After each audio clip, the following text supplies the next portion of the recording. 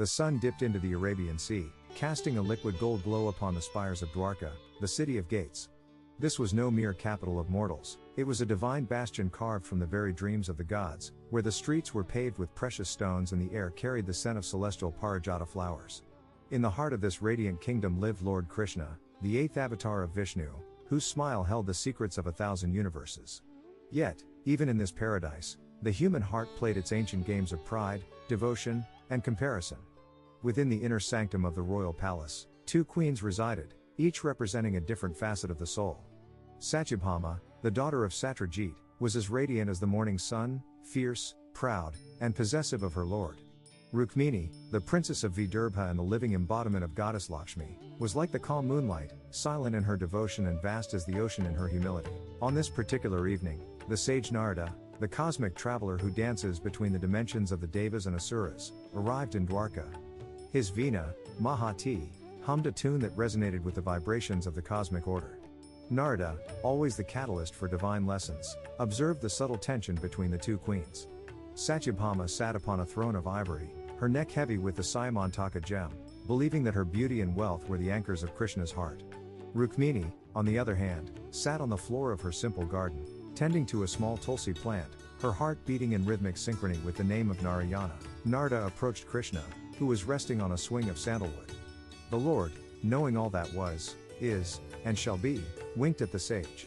The game of Dharma was about to unfold. Narayana, Narayana. O Lord of Dwarka, the cosmic balance is shifting. I have traveled through the 3 worlds and witnessed a strange shadow falling upon the fate of this golden city. A great eclipse of the soul is coming, and only the most profound sacrifice can avert the darkness that seeks to swallow the prosperity of your people. Sage Narada, what darkness could possibly touch the city of Krishna? I have enough gold to pave the path to the heavens. If a sacrifice is needed, I shall provide the finest horses, the rarest gems, and mountains of grain. Speak the word, and my wealth shall satisfy any deity. Ah, Queen Satyabhama, your generosity is as vast as your treasury. But the gods do not hunger for gold. The stars do not bow to silver. The darkness I speak of is a karmic debt that requires a life of absolute purity. The ritual known as the Mastaka-Arpana, the offering of the head, is the only way to ensure that Dwarka remains eternal. But who among your subjects would give their very life for the Lord? And more importantly, whose head is pure enough to be accepted by the sacrificial fire? Satyabhama paled. She looked at Krishna, who remained silent, his eyes reflecting the deep blue of the cosmic void.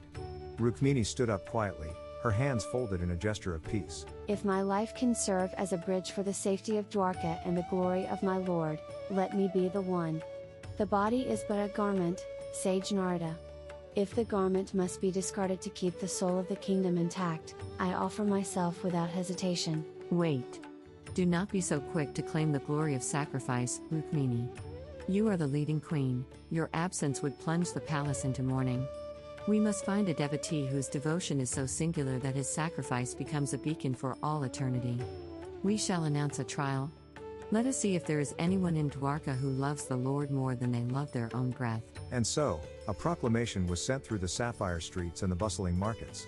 The news reached the ears of the soldiers, the scholars, and the simple laborers. Many spoke of their love for Krishna, but when they heard of the Mastaka-Arpana, their voices faltered. To love the Lord while living was easy, but to offer one's own head into the flames was a path few dared to walk. However, near the western gate of the city, there lived a humble guard named Chandrasen. He was not a man of high birth or great learning, but every time Krishna passed by the gate, Chandrasen would tremble with an ecstasy that transcended the physical realm.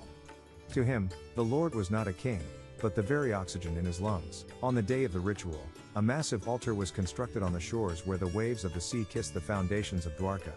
The air was thick with the smoke of sacred herbs and the chanting of Vedic hymns. Satyabhama stood by the fire, holding a golden tray intended for the offering, still hoping that a symbolic gift would suffice. Rukmini stood nearby, her eyes closed in meditation, her entire being radiating a soft, white light. The hour has arrived. The sun is at its zenith. Who steps forward to offer the ultimate proof of Bhakti? Who will sever the ego from the self and offer the head of devotion to the fire of Dharma? The crowd parted as Chandrasen walked forward. He was dressed in simple white linen, his face devoid of fear, his eyes fixed entirely on Krishna. He carried a heavy, sharp sword of celestial steel. He approached the altar and prostrated himself before the Lord. My Lord, for years I have watched you from the shadows of the gate. I have seen the worlds rise and fall in the blink of your eyes. I have realized that this head of mine has no purpose if it does not bow to you, and it has no value if it is not given back to the source of all creation. My wife and children are cared for by your mercy. My soul is already yours. Why should I keep this clay vessel?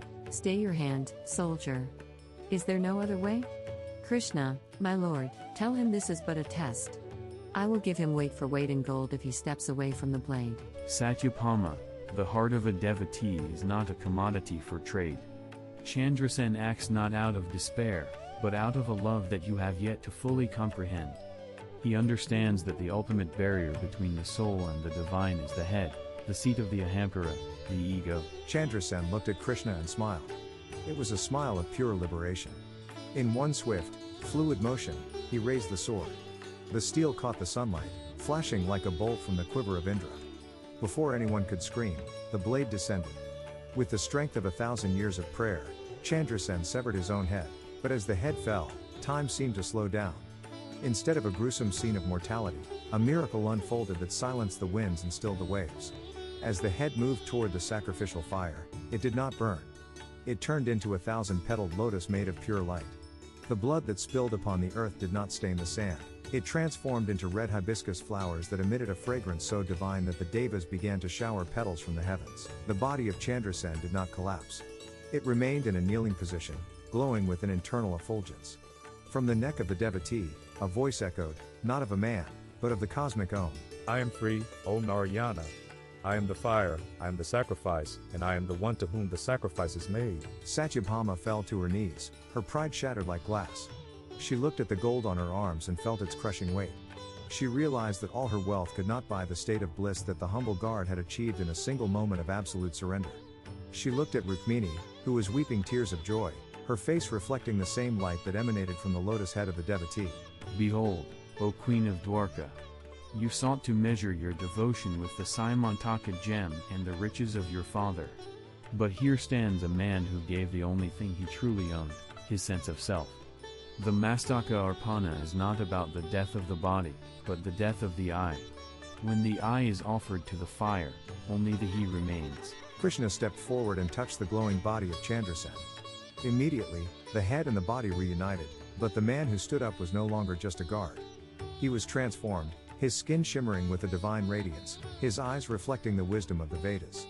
He had reached the state of Jivanmukta, one who is liberated while still in the flesh. My lord, I have been blind. I thought my devotion was great because I held you close to me. I thought my love was superior because I possessed you in my palace. But Rukmini and this devotee have shown me that true love is not about holding on, but about letting go. I offer my pride into this fire. I offer my vanity to the sea. Sister, the Lord is a mirror. He reflects only what we bring to him. Chandrasen brought his life, and thus he received eternal life.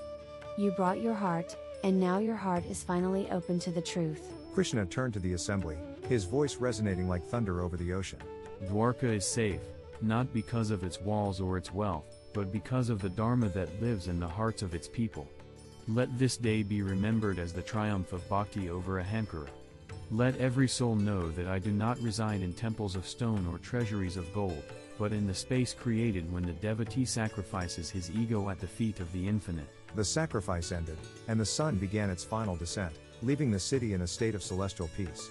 Narada took his veena and began a new song, a song of the guard who became a god, and the queens who learned the true meaning of the soul. The golden city of Dwarka shone brighter than ever, for its true foundation was now understood to be the indestructible spirit of devotion. As the echoes of the veena fade into the salt spray of the sea, remember that the greatest battles are not fought on fields of blood, but within the silent chambers of our own hearts. If you found yourself moved by the devotion of Dwarka and the wisdom of the Lord, do not let the flame of this story go out. Please, like this video to spread the light of ancient wisdom, and subscribe to our channel to join us on more epic journeys through the sacred myths of the past. May your path be guided by Dharma. Witness the harrowing and beautiful moment a humble guard named Chandrasen steps forward to offer his life to Lord Krishna. This story explores the deep philosophical themes of Bhakti, the destruction of the ego, and the true meaning of spiritual surrender in the heart of Hindu mythology. Explore the contrast between Satyabhama's pride and Rukmini's humility as they learn that the divine cannot be bought with gold, but only attained through the absolute dissolution of the self.